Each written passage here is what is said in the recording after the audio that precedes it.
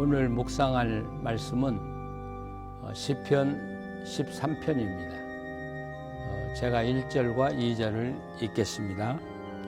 여호와여, 어느 때까지니이까?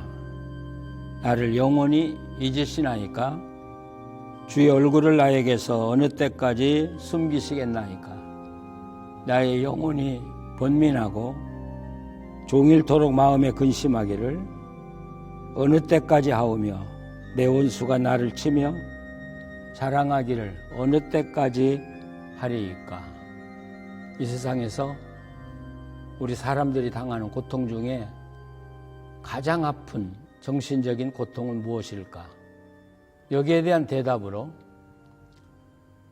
인간이 당하는 가장 큰 고통은 바로 사랑하는 부부 중에 먼저 떠난 사람이 있을 때라고 합니다. 이 부부의 죽음으로의 이별, 이것은 이 세상에 무엇보다도 아픈 아픔이라고 합니다. 어떤 분은 이런 말을 해요. 그런 일을 당했을 때 마치 자기를 누가 우주 밖으로 던져서 혼자 우주 공간에 떨어지는 그런 느낌이었다고 합니다. 여러분, 우주 공간에 이렇게 떨어지면서 허우적거리는 그 사람의 마음을 우리가 헤아릴 수 있겠습니까? 무엇으로 그 아픔을 다 표현할 수 있겠습니까? 그런데 오늘 이 단절의 아픔 속에서 절규하는 한 분을 만납니다. 바로 오늘의 주인공입니다. 이분은 이 시의 첫 번째 문장으로 여호와여, 어느 때까지니까? How long, O Lord? 언제까지입니까? 이 말을 4번이나 반복해서 사용하고 있습니다. 여호와여, 어느 때까지니까? 어느 때까지 나를 잊으시겠습니까? 어느 때까지 주의 얼굴을 나에게서 숨기시겠습니까? 어느 때까지 나의 원수가 나를 치며 자랑하는 걸 그대로 두겠습니까?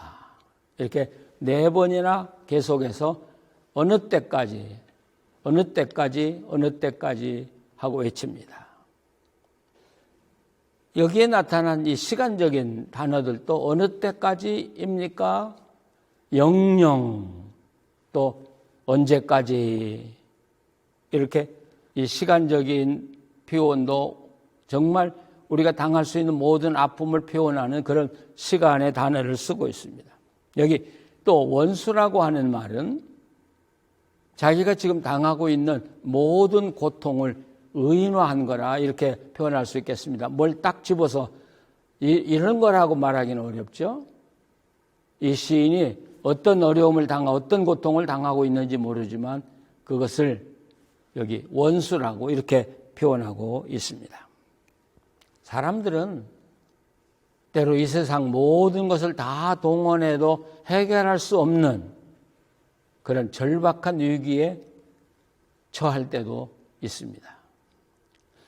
그러나 그런 경우에도 세상 사람들은 낙심하고 극단적인 선택을 할지 모르겠습니다만은, 그러나 하나님을 믿는 사람에게는 하나의 희망이 있습니다. 그것은 하나님입니다. 이 세상의 소망이 다 끊어져도 하나님의 소망이 남지 않습니까? 그런데 그 하나님이 나를 외면하고 나를 거절했다고 하면 여러분, 그때 그 절망감, 이 세상에 혼자 남아 덩그러니 혼자 남아서 살아가야 하는 그 극단적인 아픔, 이 시인은 느끼고 있는 것이죠. 그래서 하나님께서 나를 잊으시고 내게서 얼굴을 숨기신다, 이것이 가장 큰 아픔이고 고통이라는 걸 이 시인은 호소하고 있습니다. 그런데 저는 여기서 이런 생각을 해봐요. 우리 사람들이 이런 극단의 고통을 당할 때 어떤 인간적인, 어떤 철학적이고 추상적인 생각을 하다가 자기의 현실의 고통으로 들어가는 경우는 별로 없겠죠. 도리어 자기 현실적인 고통을 당하는 그 입장에서 그가 해결하려고 노력하고 기도하다가 점점 높은 차원의 삶의 생각으로 옮겨가기는 하지겠죠. 그래서 저는 오늘 1절, 2절을 그 순서를 바꿔서 거꾸로 읽고 싶다는 생각이 듭니다. 어느 때까지 원수가 나를 치며 자랑하도록 놓아주시겠습니까? 이 원수에 대한 기도를 하기 시작하는 것이죠. 그러면서 하나님, 나를 이 고통 가운데 언제까지 두시겠습니까? 여기서 좀 발전해요. 하나님, 주의 얼굴을 나에게서 언제까지 숨기시겠습니까? 그리고 하나님, 영영 나를 잊으시겠습니까? 이 고통으로부터 시작해서 점차 하나님에게까지 나가는 기도. 아마 이런 생각을 했을 것입니다. 그런데 시로 이걸 읊을 때는 하나님, 나를 언제까지 내버려 두시겠습니까로 이렇게 바꿔서 순서를 정했다고 생각이 됩니다. 이 시인은 지금 고통받는 게 자기 아픔이에요. 그 원수들이에요. 그러나 결과적으로는 그게 문제가 아니라 그 차원을 넘어서 하나님과의 단절, 아무리 부르짖어도 하나님 응답하지 않는다는 이 아픔에 직면하고 있다는 사실입니다. 그래서 잊으시렵니까? 또는 숨기시겠습니까? 이 두 단어는 미완료예요. 그러니까 하나님은 언제까지 자기를 잊은 것처럼 느꼈고, 그런데 그 상태가 지금 계속이 됐고 앞으로 얼마 동안 더 계속할지 모르겠다는 것이죠. 숨긴다는 단어도 마찬가지죠. 언제부턴가 하나님이 하나님의 얼굴을 나에게서 숨겼다고 느끼기 시작한 거죠. 지금도 숨기고 계시고 앞으로도 언제까지 숨기실지 모른다는 것이죠. 그래서 부르짖는 거예요. How long? 언제까지? 어느 때까지? 하나님 하고 부르짖는 것이죠. 사람들은 자기의 고통에서 다 문제가 시작이 돼요. 기도도 거기서 시작이 돼요. 근데 기도하다 보면 점차 다른 곳으로 옮겨지는 걸 느낄 수가 있습니다. 제가 만난 어느 암 환자는 자기가 암이라는 선고를 받았을 때 얼마나 억울한지 그가 교회로 달려가서 울면서 호소했다는 거예요. 왜 나에게 이런 고통을 주십니까? 하고 이 고통에서 해방시켜 달라고 기도했다는 거예요. 근데 며칠 지나고 보니까 그게 아니더라는 거예요. 이건 하나님과 나와의 문제지 암과 나와의 문제가 아니더라는 거예요. 그래서 그다음부터 그는 기도를 바꿨다고 그러죠. 하나님은 누구시고 나는 누구입니까? 하나님, 나를 이대로 버려두시겠습니까? 그러면서 하나님께 가까이 가는 기도를 하면서 마음의 평안을 얻었다고는 그런 이야기를 들은 적이 있습니다. 그런데 이 시인이 언제까지입니까? 하고 부르짖는 이 내용을 보면 이 시인은 이전에 하나님과 사랑의 긴밀한 관계를 맺고 살았던 사람임에 틀림이 없습니다. 그렇기 때문에 하나님의 응답이 오지 않고 그리고 하나님과 자기와의 관계가 단절됐다고 생각할 때 그걸 견디지 못하는 거예요. 그래서 어느 때까지입니까? 하고 외치는 것이죠. 우리가 이렇게 한번 생각을 해보면 좋을 것 같아요. 우리가 하나님과의 관계가 끊어졌다. 하나님이 당신의 얼굴을 내게서 숨겼다고 할 때 이걸 우리는 하나님의 침묵이라 이렇게 말할 수 있겠죠. 하나님의 침묵의 순간. 자, 여기 두 가지의 입장이 나타나는데 하나님이 나에 대해서 침묵하고 계시는데도 아무런 감각이 없다는 것이죠. 자, 그런 사람과 하나님이 침묵하신다고 하는 걸 느낄 때 못 견디게 아프고 괴로운 것, 괴로워하는 사람, 이 두 분 이렇게 나눠본다고 하면 누가 더 하나님께 가까운 사람입니까? 누가 정말 하나님을 사랑하는 사람입니까? 여러분, 하나님의 침묵이 계속이 되는데 아무런 감각이 없다면 그분은 하나님을 경험해 본 적이 없는 사람이라고 말할 수 있을 것입니다. 반면에 이 침묵을 못 견디고 괴로워하는 사람이 있다면 그분은 하나님을 맛보아 안 사람이에요. 하나님을 경험해 본 사람이에요. 그러니까 그 침묵이 얼마나 무서운가를 알고 있는 거예요. 그래서 절구하는 거예요. 그 마더 데레사가 언젠가 하나님의 침묵에 대한 글을 썼어요. 하나님이 나에게 침묵하셔서 어떤 때는 하나님이 계신지 의심스러울 때가 있다. 그래서 세상 신문들이 굉장히 떠들었어요. 아, 데레사의 말을 보니까 하나님은 존재하지 않는다. 이렇게 말했죠. 어때요? 이 마더 데레사가 하나님의 침묵에 대해서 그렇게 괴로워하는 것을 보면 정말 하나님이 존재하지 않아서 그럴까요? 아니요. 그가 이전에는 정말 하나님의 사랑 가운데 살았는데 지금 그 사랑을 느끼지 못하니까 안타까워하면서 부르짖는다고 하면 이분만큼 하나님을 사랑하고 하나님의 사랑을 받은 사람이 없다는 말이 되겠죠. 우리가 한번 반성해 봐야 할 것입니다. 교회는 다니고 기도도 하고 예배를 드리지만 하나님과의 아무런 관계가 없음에도 불구하고 자기 마음에 아무런 고통을 느끼지 못하는 크리스찬이 있다면 저는 묻고 싶어요. 정말 당신이 하나님과 함께 교제하고 있는 것인가? 하나님과 친밀한 교제를 나누고 있습니까? 하고 묻고 싶습니다. 우리는 우리를 반성해 봐야 합니다. 또 우리 중에 하나님의 침묵에 대해서 아파하고 그리고 고통스럽고 하나님께 더 나아가고 싶고 그래서 마음 아파하고 부르짖는 성도가 있다면 아마 여러분은 틀림없이 하나님이 여러분을 사랑하신다고 말할 수 있을 것입니다. 그러므로 이 세상에 가장 무서운 것은 뭐냐? 하나님의 침묵입니다. 자, 그런데 왜 하나님은 침묵하시는 것일까? 뭐 우리가 기도하면 응답하신다. 그런 이야기 많이 하죠. 어려울 때 기도하라. 그런데 어떤 때는 하나님이 나에 대해서 침묵할 때가 있으시거든요. 왜 침묵하실까? 가장 큰 이유는 우리가 하나님의 언약을 파괴했을 때 하나님은 우리에 대하여 침묵할 때가 참 많습니다. 이 언약의 사랑이라는 말 우리가 참 많이 말하죠. 헤세드라는 말 많이 하죠.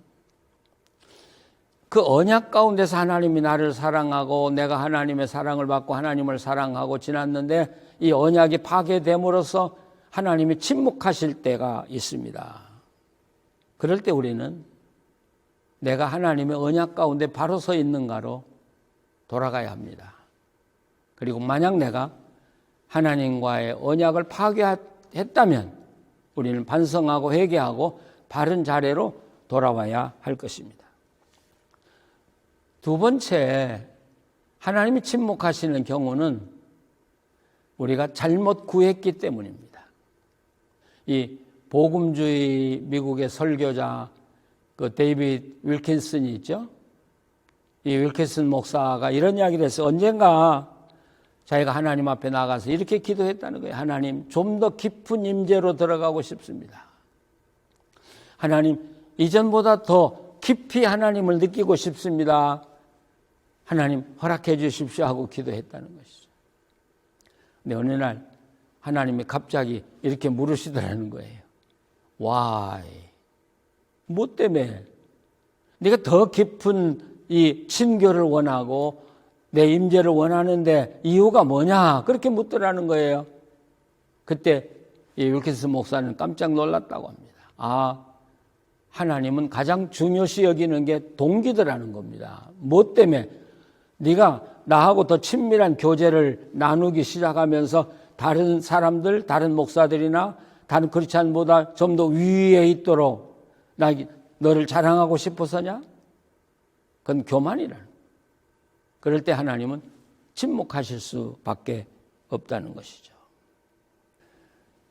하나님이 우리에 대해서 침묵하는 경우가 있습니다.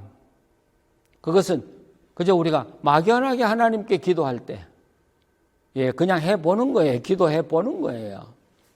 그러면서 자기는 기도했다고 생각하는 거예요. 그럴 때 하나님은 침묵하신다는 사실이죠.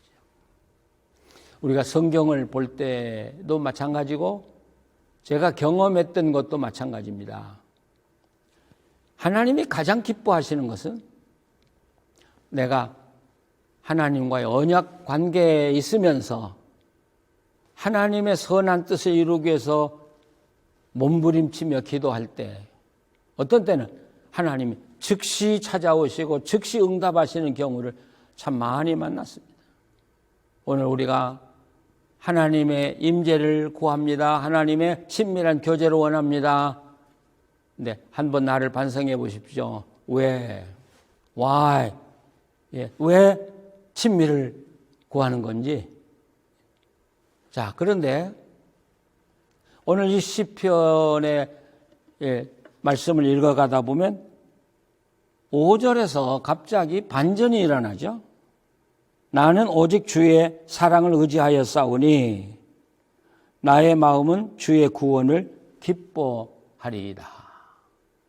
바꿔줬어요. 갑자기 주의 사랑을 의지하여 싸우니 나의 마음은 주의 구원을 기뻐하리로다. 여기 주의 사랑이라는 단어가 나와요. 이 사랑이라는 단어가 우리가 참 많이 사용하는 구약의 헤세드, 하나님의 언약을 이야기해요. 하나님의 언약을 이야기하면서 내가 하나님의 언약, 약속을 의지했기 때문에 나는 기쁘다. 그런 말이죠. 여기서 의지했다는 말, 이 의지했다는 말은 과거예요. 어떤 결단을 내렸어요. 하나님 의지하기로 결단을 내렸어요. 그랬더니 자기에게 기쁨이 왔는데 이 기쁨은 미완료. 그때부터 기쁨이 왔고 앞으로도 계속 기쁨이 올 거라고는 사실이죠. 그러면 이 시인은 그 고통에서 벗어난 것일까요? 질병에서 해방된 것일까요? 자기 아픔이 다 해결된 것일까요? 그래서 기쁘다는 것일까요? 아마 오늘 본문은 그렇게 말하고 있지 않는 것 같습니다. 주의 사랑 내가 의지했다. 반대인 거예요. 주님 내게로 오십시오. 내가 주님과 친밀한 교제를 나누고 싶습니다. 그래서 언제까지입니까? 하고 부르짖는 기도가 아니라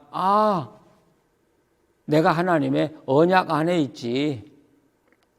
하나님의 약속은 한 번 하면 절대로 취소되는 일이 없지. 그렇다면 하나님의 약속을 믿고 굳게 서겠다. 그리고 이 믿음 가지고 살아가겠다고 하니까 마음의 기쁨과 평화가 왔더라는 것입니다. 우리가 정말 하나님을 깊이 경험하려고 한다면 내가 주의 일을 하기 위해서, 주의 일을 감당하기 위해서 내가 힘이 없고 가진 것이 없기 때문에 하나님밖에 의지할 리가 없을 때 우리가 하나님의 임재를 기도하고 간구할 수 있습니다. 그럴 때 하나님은 아마 우리에게 즉시 응답해 주실 것입니다. 그러나 때로는 반대로 아직 하나님 응답이 없어요. 그러나 나는 하나님의 약속을 붙들어요. 그리고 하나님의 약속을 믿고 굳게 서서 그 믿음에 살아가는 거예요. 이사야서 7장 9절에 보면 그 아람 왕이 이스라엘을 쳐들어왔을 때 유대 나라의 왕이 아하스 왕이었지 않습니까? 사시나무 떨듯이 떨으니까 하나님이 이사야를 시켜서 말하잖아요. 네가 믿음으로 굳게 서지 않으면 서지 못할 것이다. 그 말을 다른 말로 막 믿음에 굳게 서라. 먼저 믿음에 굳게 서면 너는 살리라. 어떤 면에서는 우리가 이전에 주님을 많이 경험하고 왔다고 하면 이제부터는 그 약속을 믿고 의지하고 살아가는 거예요. 그럴 때 하나님은 우리에게 찾아오시고 우리를 만나주시고 우리에게 응답해 주실 것입니다. 제가 경험을 해봐도 젊은 목사였을 때 하나님을 위해서 일하고 싶은 마음이 간절했을 때 그 일을 하기 위해서 기도하면 하나님은 그때그때마다 응답해 주셨어요. 그러니까 제가 젊어서 목회할 때 하나님을 많이 경험했다고 볼 수 있겠죠. 네, 나이가 들고 이제 목회 현장에서 떠나니까 하나님을 깊이 느끼는 시간이 점점 줄어든다고 하는 사실. 저는 제가 나이 먹은 게 가장 가슴 아픈 게 바로 이 점이에요. 하나님을 좀 더 가깝게 느끼고 싶고 임재를 느끼고 싶은데 점점 조용해지거든요. 네, 저도 하나의 비결을 알았어요. 이제는 하나님의 임재를 위해서 기도하고 부르짖기 전에 하나님의 약속을 의지하고 사는 거라는 것이죠. 저는 하나님의 약속을 믿어요. 그리고 의지하고 살아요. 그랬더니 모든 제 삶의 순간에 하나님이 저와 함께함을 느끼며 살고 있어요. 어떤 면에서는 젊은 시절보다 더 하나님의 임재를 더 깊이 느끼고 산다고 고백할 수 있겠습니다. 자, 이 시인은 아직 문제는 해결되지 않았어요. 그러나 그는 마음을 바꿨어요. 하나님 의지하고 살기로 작정했어요. 그래서 맨 마지막에 뭐라고 표현해요? 내가 여호와를 찬송하리니 이는 주께서 내게 은덕을 베푸심이로다. 그럴 때 비로소 우리는 찬송할 수 있어요. 그럴 때 비로소 우리는 감사할 수 있어요. 그럴 때 우리는 기쁨으로 살 수 있어요. 성도 여러분, 금년 한 해가 이제 저물어 가는데 다시 한번 하나님과의 관계를 깊이 생각해 보십시다. 내가 금년 한 해 하나님과 얼마나 멀어졌는지 아니면 하나님과 얼마나 가까워졌는지 한번 내 영혼을 살피시기를 바랍니다. 물론 우리가 하나님의 임재를 느끼기 위해서 기도할 필요가 있어요. 그러나 이 시인처럼 반대로 하나님의 약속 먼저 굳게 붙들고 그리고 그 믿음으로 살아가는 거예요. 그럴 때 이 시인이 말한 대로 하나님의 그 은총을 경험하게 된다는 사실이죠. 하나님의 은총을 경험했기 때문에 우리는 또 하나님을 찬양하고 감사하고 그리고 하나님의 말씀을 전하며 살아갈 수 있는 것이죠. 하나님과 친밀한 교제를 나누면서 여러분의 모든 고통을 이기시기를 바랍니다. 모든 악을 정복해 가시기를 바랍니다. 모든 원수를 정복해 가시기 바랍니다. 그리고 하나님의 은혜로 매일매일 승리하며 살아가시는 여러분 되시기를 간절히 바랍니다. 기도하시겠습니다. 거룩하신 하나님, 우리에게 가장 필요한 것은 하나님의 임재입니다. 하나님 우리에게 주신 최고의 축복은 내가 너와 함께함이라고 하는 말씀입니다. 주님, 지금까지 우리와 함께해 주셨지만 오늘도 우리를 붙잡아 주시고 앞으로도 우리를 인도하여 주시옵소서. 마치 어린아이가 아버지의 손을 잡고 가듯이 아니 아버지가 어린아이의 손을 굳게 잡고 가듯이 내가 하나님의 손에 붙들려 살아감을 매 순간 느끼며 살게 하여 주시옵소서. 이 코로나 바이러스로 온 세상이 고통을 당하는데 하나님, 우리는 하나님의 약속 안에서 해방을 맛보게 하시고 하나님의 은총을 맛보게 하시고 그래서 감사하며 찬양하며 살게 하여 주시옵소서. 이 순간에도 원수와 같은 고통과 싸움하고 있는 우리 성도들을 주님 기억하여 주시옵소서. 그들이 믿음에 굳게 서게 하여 주시옵소서. 하나님의 언약을 굳게 붙들고 살게 하여 주시옵소서. 그리고 주님을 의지하는 자들에게 주시는 위로와 축복을 내려 주시옵소서. 예수님의 이름으로 기도합니다. 아멘.